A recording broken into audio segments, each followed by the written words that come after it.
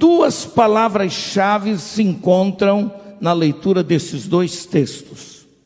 E é exatamente dessas duas palavras que eu quero falar. São as palavras sangue e a palavra fogo. E eu entendo que sangue e fogo são símbolos vivos da igreja do Senhor Jesus Cristo ainda hoje. Portanto, sangue e fogo, símbolos vivos da igreja de Cristo. Vejam só, esses dois textos bíblicos destacam os principais elementos sobre os quais o cristianismo se fundamenta. São dois elementos vitais da experiência humana, que são sangue e fogo.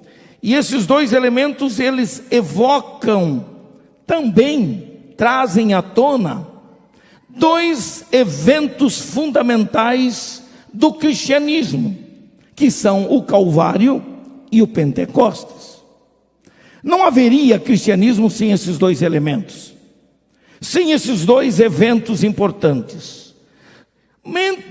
Desses dois eventos, duas palavras se destacam e se encontram nas duas escrituras que lemos, que são exatamente sangue e fogo. Até certo ponto são palavras chocantes, porque elas podem ser interpretadas, às vezes, positivamente e até negativamente. Entretanto, todos nós sabemos que na natureza criada por Deus, sangue e fogo são elementos vitais que fazem parte da vida do ser humano e da própria existência do nosso planeta. Já no campo espiritual, a igreja de Jesus Cristo se dimensiona pela força desses dois elementos que representam, na verdade, vida, energia, luz, glória, poder, majestade e aquecimento.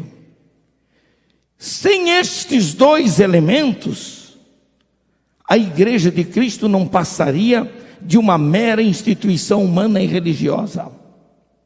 Entretanto, nestas duas palavrinhas, sangue e fogo, estão impressas os dois maiores símbolos do cristianismo.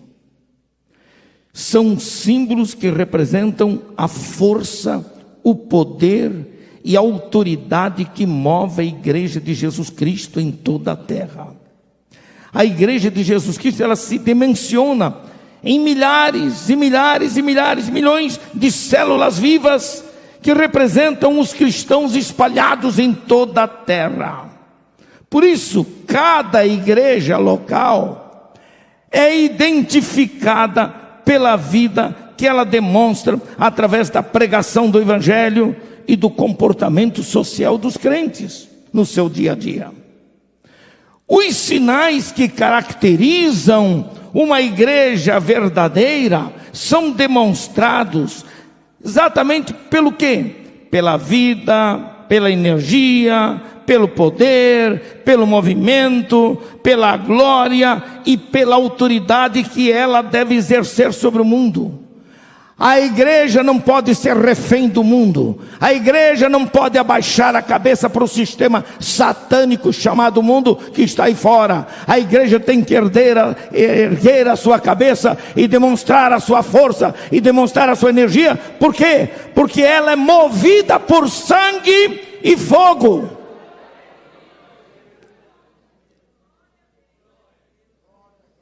Entretanto, nós podemos perceber que o cristianismo de hoje, falando genericamente, parece um tanto combalido, fraco, porque essa igreja moderna ou pós-moderna que está por aí, ela vem exibindo fraqueza e debilitação espiritual.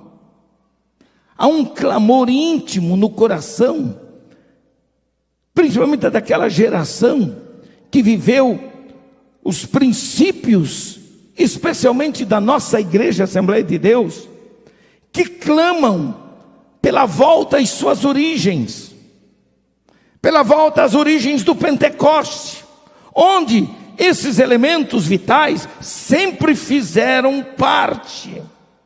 E a gente percebe que no campo espiritual, lamentavelmente, algumas igrejas estão agonizando, outras estão morrendo por falta exatamente de sangue e fogo. Não passam de meras instituições humanas, não passam de meros clubes de amigos, onde nada acontece e tudo que acontece é apenas como um hobby de final de semana para alguns que se dizem cristãos.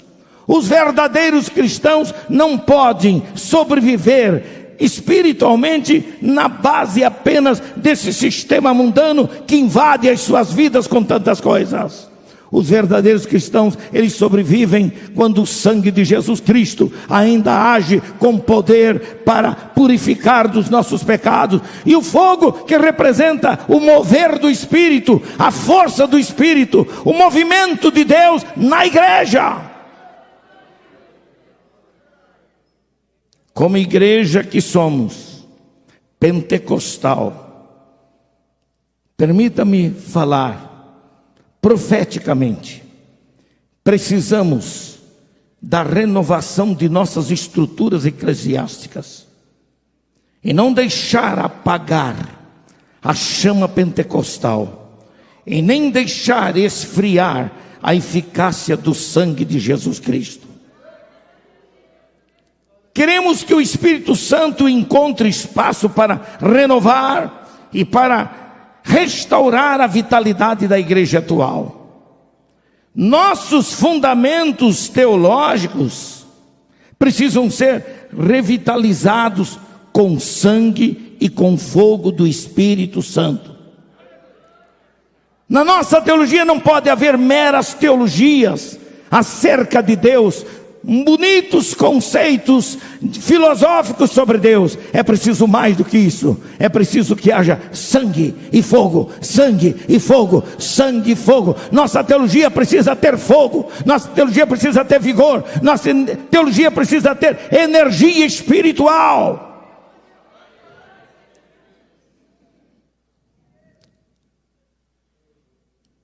O cristianismo que vivemos hoje, às vezes, me dá a impressão, em alguns lugares que visito,